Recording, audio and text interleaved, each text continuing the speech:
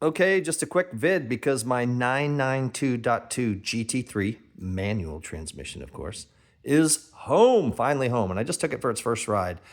And it's fantastic. I mean, of course, Porsche's not going to screw it up. But one thing they did, don't know if there's any other owners out there who have owned the 992.1 GT3 and now this 992.2 GT3. I have, and other than, I mean, there's some really nice updates like the bucket seats that fold forward, and there's actually a bigger space in the back. So you can get your bags back there easier, and there's more space for them if you were going to put bags or whatever in here. So that's nice. They did some different design on the suspension so the air flows better and goes out easier in the back, goes out better in the back. So they did shave off 7 seconds on the Nürburgring. So this is the quickest production car ever for a manual transmission car on the Nürburgring. And another thing they did is the tachometer. It was analog up until the 992.2 GT3. Now it's digital, so a lot of people don't like that. I'm not sure I like that. It does offer for some different information and stuff, so there's an upside. Also, the clock is really cool. We'll go over that later. But one thing other than the tachometer, which, has pluses and minuses, but I have digital tach on my GT4 RS, and I have it on my GT3 RS. This is 992 GT3 RS. By the way, this has just recently been taken off the Porsche build site, so I guess they're coming out with the .2. They're getting ready for the .2, which I hope to get. That or the GT2 RS, the new GT2 RS when it's released. But I love this car. It's fantastic. And of course, I love this one, and I don't think they'll make anything like it again. I think the next one will be hybrid. And I think the next gen of this will be hybrid too. It has to be. I mean, to keep up with all the other 911 in the stack, right? So they're going hybrid across the stack. They have it a little lower in the stack. Now they have it with the Turbo S. And the GT3 is going to need to go hybrid. I don't know what heroics they could do on the engine to keep it pure ice, non-hybrid. So I think the 992.2 is the last ever pure ice, non-hybrid GT3 ever. And that's one of the big reasons I wanted it, other than the upgrades. But one thing I don't like is it doesn't sound as mean. The sound is a bit muted. They did go from 346 pound-feet down to 331 pound-feet, which is the same pound-feet found on this baby. This one has 342. And if you guys remember another video, they put 346 pound-feet on the window sticker when this was first released. I got one of the first ones, noticed it. I was the one who notified Porsche North America, and they sent out new window stickers to everybody in the country or in North America because of me. This has 342. 331. Coincidentally enough, this has 331, and I asked Porsche about it when I was at Car Week in Monterey, and they said it was something to do with emissions regulations. I thought this one, since it has the same engine, was due to a longer exhaust, but this has, the same configuration. It's just something to do with the emissions regulations is what I was told, but I'm guessing that's something to do with the sound. The sound's a bit muted compared to my 992.1. That's the one thing I like better about the car. It screams a little bit better. Maybe when I get it broken in, I hit it a little harder, I'll notice it better, but I can already tell. Has a little bit lower gearing. The clutch feels a little different. Everything's great. No complaints. That was my only thing, the sound. So this might be my first Porsche where I have to upgrade the exhaust. So I might upgrade the exhaust on this one. It needs to sound a little meaner, but I'm going to get it broken in first. That's 1,500 kilometers, 932 miles. I just took it for its first drive. It only has 37 miles on it right now. So I've got almost 900 to go, 895 to be exact. And then we'll see. I won't be hasty. Yeah, it's the only thing I'd say disappointed. But yeah, it doesn't sound quite mean enough. Now this motherfucker over here, the Blackwing manual transmission. Of course, this manual transmission, 668 horsepower, 659 pound-feet, LT4, 6.2 liter V8 supercharged, the last of its kind, the last real V8 performance sedan that can come with a manual transmission. A buddy of mine told me about how this thing has an Omega. Look below the Cadillac. That's because, Alpha and Omega, this is the last one built on the Alpha chassis, magnetic ride suspension, manual, the V8 supercharged, the last of its kind, the last Blackwing of its kind. So they put that Omega up there, a little hidden Easter egg that a buddy of mine told me about.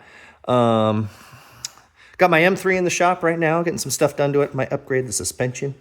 But the CT5V Blackwing, I think I got like 800 miles on this or something like that, 800 or 900. It's broken in at 500, so it's all broken in. Fantastic car, love it. I'm getting distracted. Oh, that's right, I forgot. I don't know why I locked it. I think I went out of town. Anyway, this is open. Lots of carbon fiber, yellow seat belts for a little accent. Got the GT3, got the Born and Flocked puddle here. Puddle lights from the door. Carbon fiber. I did leather on the dash. I did race tex on my GT3 RS and GT4 RS. I think that works better on the RS cars. I did Visoc packages on those.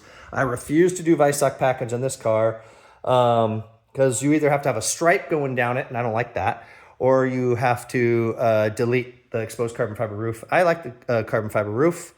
I didn't want Visoc on this car anyway. What do you get? A little stitching, a stripe. You get carbon fiber end caps here. I actually like the green on the wing. And you get carbon fiber blades up front where I like the green painted there too. So I actually like everything about this better. I don't necessarily like how Porsche, it's like BMW with their M packages that aren't really an M car. And they do Visoc now on non-RS cars. Makes it a little less special. Waters it down. It's a money grab, but hey, Porsche needs money because they went down electric and now they're about facing. They're taking a multi-billion-dollar hit and had their first loss, quarterly loss in a long time. So I get it. People want to pay for it. It's a lot of money. Pay for it. For me, I didn't see it as worth it at all. You get some stitching there. I got GT3. I don't need it to say Visoc. I don't want the stripe. I want the exposed carbon fiber roof. That's the only option I didn't get, and that was on purpose. I think GT3 is better non-Visoc, my opinion. But everything else I did. PDLS Plus, axle lift, lots of carbon fiber, side view mirrors, triangle, roof. I love the new California Gold wheels. You can see these are white gold. Had them on my Spider RS too. And these are satin neodyne. You can see how those are different. That's more of a bronze. That's more of a true gold, right? See that? By the way, I'm getting bronze wheels on this baby and adding some track bits to it. And I'm darkening out the badges. And I think that's all going in for tomorrow. Get my M3 back tomorrow, which would be great. And just had some stuff done to it. I'm wondering, I might do a suspension upgrade on that thing because it's still a fun car to drive. My M3 on the track too. And then what's next? Maybe .23 RS, GT2 RS when it's announced. Probably another year. Perhaps the Mission X if they do it. But not if it's full electric. I'm not paying $2 million for a full electric vehicle. F that. But if it's hybrid, then I'll consider it. Yeah, so I mean that's pretty much it. Welcoming this baby to the fam. My Land Cruiser usually goes here. My M3 I park outside. I need a bigger garage. I'm just kind of in this no man's land with this house and where I'm going next. But the next house, I'm gonna have more spots, fit all my cars in. I do have an extra storage unit real nearby so I can put one of these cars in it because the only car I will park outside is my M3 because it's an E90. It's a car I use to go to the airport or go downtown where I don't worry about parking it, or if my son's in town, he can drive it, but and he could do whatever. He can just take it and go. But yeah, so next house I'm gonna have more spots, fit everything in. So one car gets kicked out, one car gets put in storage, and 4 cars go inside. So only one car is put outside. That'll be the M3. 4 spots here, 1 in my storage, plus 1 outside. That's 6 cars right now. 3 are manuals, 3 are automatics. This is a manual.